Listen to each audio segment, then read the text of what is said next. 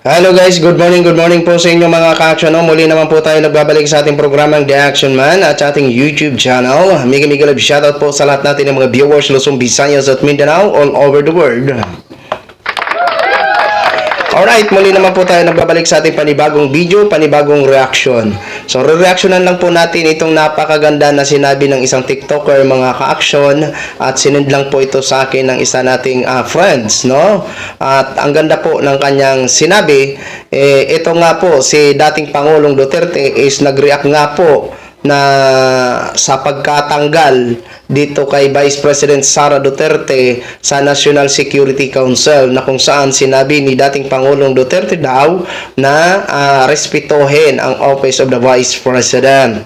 Okay? So, ikunumpara niya po ang ginawa ni dating Pangulong Duterte kay former Vice President Attorney Leni Robredo at ang nangyayari ngayon kay Vice President Sara Duterte. Okay? At kung ano ba ang mga agusot o mga kinakaharap ngayon ni Vice President Sara Duterte at ang ginagawa naman ngayon ni former Vice President Attorney Leni Robredo. Bago po tayo magtuloy-tuloy mga ka-action, mga kakampeng, panoorin po muna natin ang nasabing video. All of us never fails to make us all laugh. Kasi ang reaksyon niya sa pagkakatanggal ni Sara Duterte sa National Security Council bilang miyembro, kung ayaw man daw kay Sara Duterte, dapat daw respetohin ang Office of the Vice President. Respeto, big word coming from you, Digong.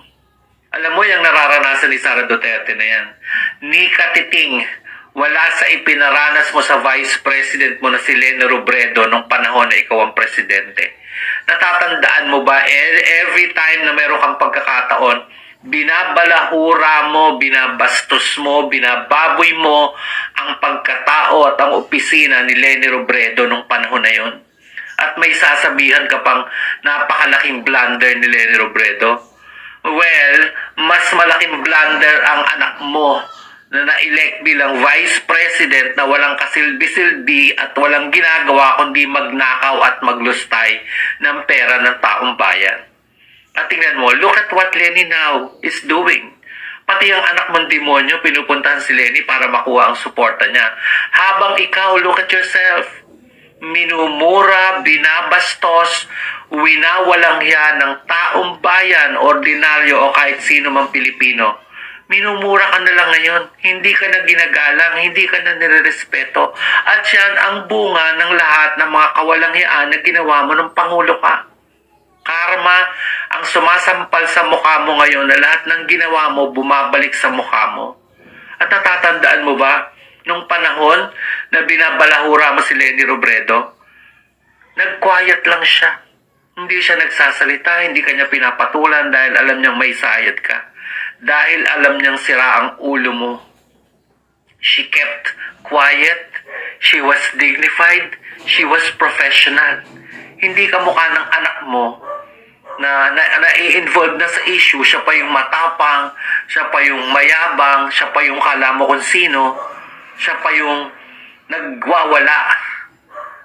Napakalaking bagay na maikumpara natin ngayon itong si Leni at saka si Sara Duterte at itong si Digong na rin. Si Leni was composed, professional, because meron siyang isang bagay na itong mag-ama na to ay wala at hindi ko alam kung kailan or if ever na magkakaroon sila. Alam mo kung ano yun, Digong? Kung ano ang meron si Leni na wala kayong mag-ama ni Sara Duterte? Breeding. Wala kayong breeding. Kayo yung pinakamalaking mga pagkakamali na nangyari dito sa Pilipinas. Kayo yung mga most hated politician today. At wala kang karapatan na mag-demand ng respeto sa ibang tao na hindi mo din naman ibinigay nung kayo naman ang nasa posisyon. So yun na ho mga ka-action, mga kakamping, no, napakinggan na po natin ang magandang analysisyon ni Sir, no? Ayan. Okay, kung balikan po natin ang naging pananaw o pagtingin ni dating Pangulong Duterte kay former Vice President Attorney Leni Robredo during ng mga panahon nila is grabe po talaga ang mga sinasabi ni dating Pangulong Duterte kay former Vice President Sara Duterte. 'Di ba? Alam naman natin po 'yon at nababalita po 'yon, no?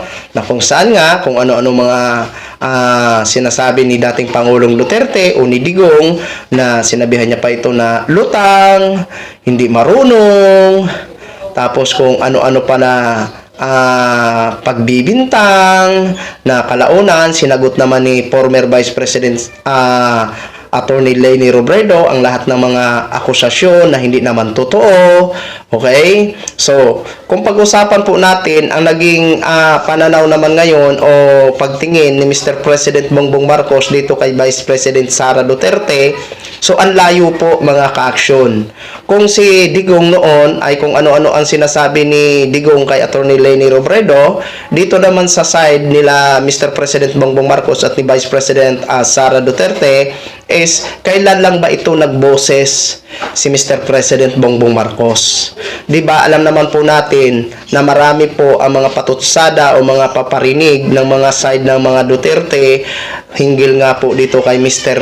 President Bongbong Marcos, lalong-lalo na ang kanyang ama, 'di ba? Mismo kapatid niya nagpaparinig din kay Mr. President Bongbong Marcos dito kay Vice President Sara Duterte. Ano-ano ba ang mga sinabi niya kay Mr. President Bongbong Marcos? So pinalagpas niya po yun.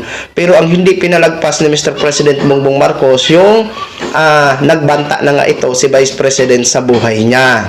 Nung sumagot na rin ito si Mr. President Bongbong Marcos tungkol sa kanyang sinabi na pagbabanta. Doon lang po nag-react si Mr. President Bongbong Marcos. So napakalayo po. Maganda po ang pakikitungo ni Mr. President dito kay Vice President Sara.